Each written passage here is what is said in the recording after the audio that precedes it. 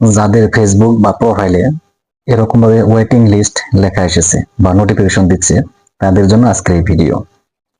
তারা কি করলে অতি দ্রুত আপনারা পাবেন, বা এখানে কি কি কাজ করা লাগবে এখন, আর কি কি কাজ বাদ দেওয়া লাগবে সে বিষয়ে আলোচনা করব।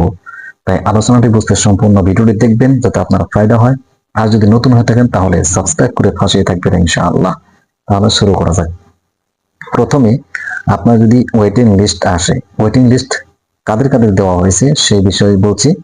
সেই বিষয়টি হলো যে যারা প্রত্যেক দিন নিয়ম মেনটেন করে এখানে কাজ করে যাচ্ছে তাদেরকে কিন্তু এই কন্টেন্ট মনিটাইজেশন ওখানে ওয়েটিং লিস্ট বলে লেখা এসেছে। আর এখন আপনি ওখানে কি কি কাজ করলে অতি দ্রুত আপনাকে কন্টেন্ট মনিটাইজেশনটা দিয়ে দিবে সেই বিষয়ে আলোচনা করছি। সেটি হলো আপনি কোয়ালিটি ফুল ভিডিও আপলোড করতে হবে ওখানে। আর আপনি নিয়ম মেনটেন করে প্রত্যেক দিন একটি সময় আপনি ভিডিও আপলোড করুন, দেখবেন আপনার কিন্তু অতি দ্রুত আপনাকে ওখান থেকেই কন্টেন্ট মনিটাইজেশনটা দিয়ে দেওয়া হবে।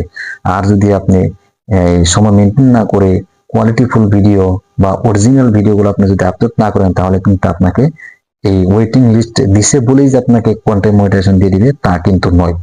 সেই জন্য আপনি কি করতে হবে, আপনার যেরকম ভাবে আপনি নিয়ম মেনটেন করে কোয়ালিটি ফুল ভিডিও, আপনার ভয়েস যাতে সুন্দর হয়, আর আপনার যাতে কি করেন আপনার যেটা এঙ্গেজমেন্ট আপনি যাতে বাড়িয়ে রাখেন, এরকম ভাবে যদি আপনি কাজ করে যেতে পারেন তাহলে কিন্তু আপনি অতি দ্রুত কন্টেন্ট মনিটাইজেশনটা পেয়ে যাবেন।